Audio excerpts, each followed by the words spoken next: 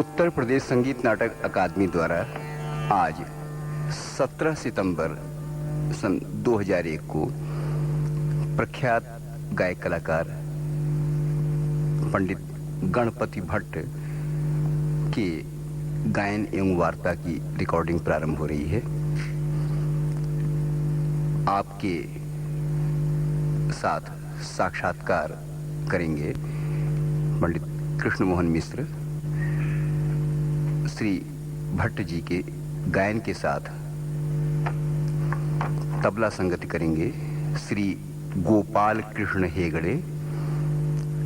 Harmonium संगति करेंगे श्री गुलशन भारती तथा तानपुरा पर सहयोग कर रहे हैं श्री कुंवर सुंदर मेहरा एवं कुमारी क्षिति मिश्रा।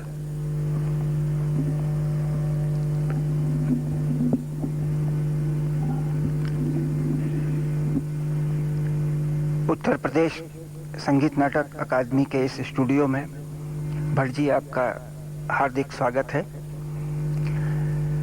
आज की इस बैठक में हम आपसे आपकी अब तक की संगीत यात्रा के बारे में कुछ चर्चा करेंगे। कुछ ऐसी विभूतियों को हम आज स्मरण करेंगे जो आपकी स्मृतियों में कैद हैं। इसके साथ साथ आपकी गायकी की अब तक की यात्रा में कुछ ऐसी बंदिशें होंगी, कुछ ऐसे राग होंगे जो हमारी आर्काइव के लिए उपयोगी होंगे। कुछ ऐसे दुर्लभ रागों और बंदिशों को भी हम आज आपसे सुनना चाहेंगे।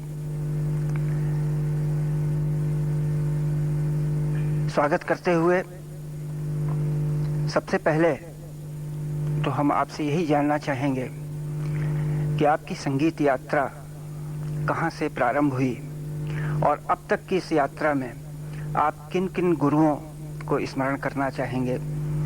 कहाँ से आपको प्रेरणा मिली, किन गुरुओं से आपको शिक्षा मिली और किस प्रकार आपने अपनी संगीत यात्रा अब तक प्रारंभ से लेकर अब तक आपने अपनी संगीत यात्रा के कुछ स्मृतियों को आप हमारे बीच में बताएं।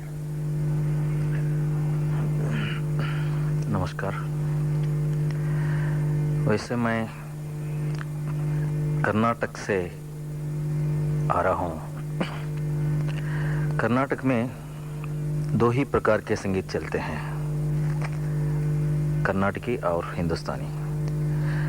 हमारा जो भाग है उसको उत्तर कर्नाटक बोलते हैं और वहाँ पे धारवाड़ एक ऐसा शहर है जहाँ आप कुछ भी सीख सकते हैं। It's an educational centre. जब से उत्तर और दक्षिण दोनों संगीत का वहाँ पे सीखने की सुविधा है जी।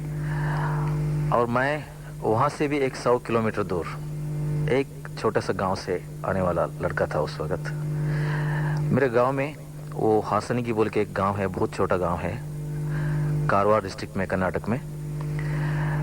वहाँ एजुकेशनल फैसिलिटीज बोले तो ज़्यादा से ज़्यादा हम मैट्रिकुलेशन तक सीख सकते थे। उसके बाद कॉलेज के लिए, हायर एजुकेशन के लिए हमको धारवाड़ जैसा शहर को जाना पड़ता था। इसे ही मैं मैट्रिकुलेशन हुआ नंतर उसके बाद मैं कॉलेज एजुकेशन के लिए धारवाड़ आ गया। मेरी इच्छा थी कि मैं कॉलेज के पढ़ाई के साथ संगीत भी सीख लूं। और कॉलेज में उस वक्त अभी भी है एक डिपार्टमेंट थी म्यूज़िक की, वहाँ मैं सितार सीखना शुरू किया। अच्छा, आरंभ आपने सितार से किया था जी।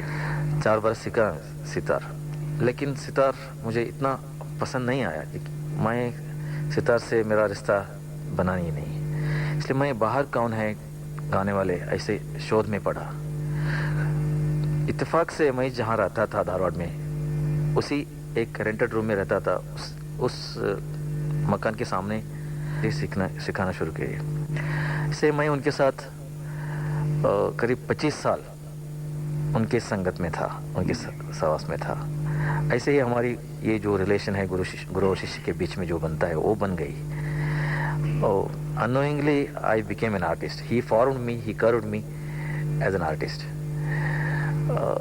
वो जानते थे शायद इस लड़के से कुछ बन सकता है, वो उसी मुताबिक शुरू हो गया और होते ही रहा। मतलब आपके गुरु और आपके प्रेरणा स्रोत और अब तक की जो संगीत की आपके पास जो संकलन है संगीत का, हाँ, वो सब कुछ उन्हीं गुरुजी का हाँ, ही? वो प्रारंभ से जब तक वो थे 1991 तक, वो उदय वहीं के बहुत बड़े बड़े कलाकार हैं, आप जानते होंगे। गंगूबाई हानगल जी हैं, पंडित भीमसेन जोशी वहीं के हैं, और कुमार गंधर्व जी वहीं के हैं, उस बाजू के हैं। मल्लिकार्जुन मंसूर भी थे, वहीं धारवाड़ के थे। मेरे गायन के ऊपर ये जो किराने वाले का गाना है, वो उसका प्रभाव ज़्यादा बढ़ गया। खास तौर पे पंडित जी भीमसेन जी का गाना मुझे बहुत अच्छा लगता है। वो मेरे गाने के शैली के ऊपर भी उसका प्रभाव पड़ा होगा शायद। और मेरे गुरुजी तो ग्वालियर और किराना, पटियाला, ये सब घराने के मिक्स थे। उनके गुरुजी वो सबसे ऐसे विद्या हासिल की थी और अपना एक ये सब ब्लेंड करके अपना खुद का एक शैली निर्माण की थी, एक अलग शैली बनाई थी। हाँ, जी। वो शैली तो मेरे पास है ही है, क्योंकि मैं 25 साल उनके साथ रहा। वो उसके अलावा मैं कुछ नहीं कर सकता। इसको जोड़ के पंडित सियाज व्यास जी, उन्हीं का बंदिश मैं सीख रहा हूँ। उनका भी कुछ शैली का असर मेरे ऊपर पड़ने शक्यता है, जरूर होना ही चाहिए। ये मेरा भी क्या हो गया है, इन सब बुजुर्ग लोगों का जो शैली बनी है, वही शैली में मैं जो सोचता हूँ खुद का, मेरा खुद का सोच क्या है, वो सब मिला के एक शैली मेरी खुद अपनी की एक बनी है। उस शैली में मैं गाता हूँ। राजगुरु जी से तो आपने बहुत लंबे समय तक सीखा था। हाँ। और फिर व्यास जी का से भी मार्गदर्शन का आपको हाँ। अवसर मिला। हाँ। इसके अलावा आपने बताया कि और जो प्रख्यात गायक हैं, हाँ। उनका भी आपके ऊपर प्रभाव पड़ा। हाँ। तो क्या इन और दूसरे गायकों से सीखने का भी मौका मिला आपको? सीखने का या तो केवल नहीं, उनसे प्रेरणा मिली मौका आपको? नहीं मिला।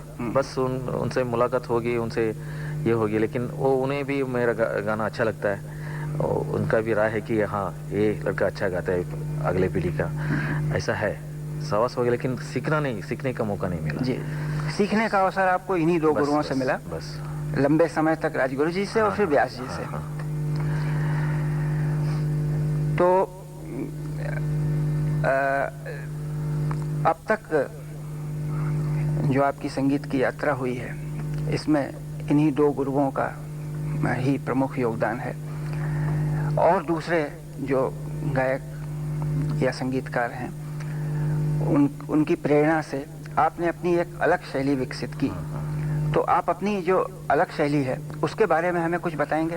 वो ज़्यादा किराना से प्रभावित है, किराना घराने की शैली से ज़्यादा प्रभावित है। उसमें थोड़ा ग्वालियर का भी है, क्योंकि मेरे गुरुजी जो थे बसवराज जी, सो मिक्स गाते थे। सो उन्हीं का शैली में मैं गाना शुरू किया, मेरा भी शुरू हो गया। जी। तो किराना और ग्वालियर का एक ऐसी ब्लेंड है मेरे गान में, वो दिखता है, ऐसे लोग बोलते हैं। तो एक चलते चलाते कोई ऐसी रचना आप सुना दें। हाँ। जिसमें कि ये दोनों ब्लेंड हमको नजर आए। अच्छा। मैंने शुरू में राग धनकोनी कल्याण, जी। ये पंडित सीआर व्यास जी का है, राग है, उन्हीं का कंपोजिशन है, दोनों ये कंपोजिशन। तो प्रचलित नहीं है, ये प्रचलित राग नहीं है। इसमें जो है, इसका लक्षण ऐसी है कि कल्याण तो है जी, लेकिन धनकोनी, ये नाम सूचित करता है कि ध को वर्जित करना चाहिए, दैवत को वर्जित करना चाहिए, और कोनी बोले तो कोमल निषाद इस्तेमाल करना चाहिए। सो ध को वर्जित करो और कोमल निषाद को इस्तेमाल करो, बाकी सब कल्याण गाओ। ऐसा सूचना है इस नाम में। ये एक नया राग है, इन्हीं का बनाया हुआ।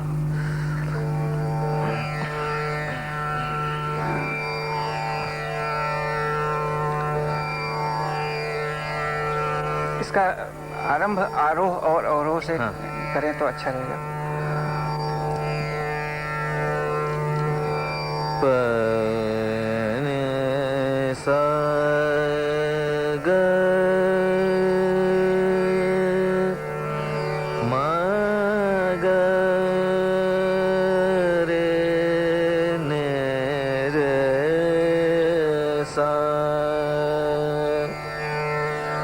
सा ग म प ग म प नि नि प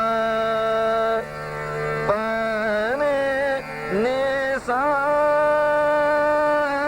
सा नि प म प म ग प रे ने रे सा। वाह, क्या बात। एक साधारण स्वरूप है इस राग का।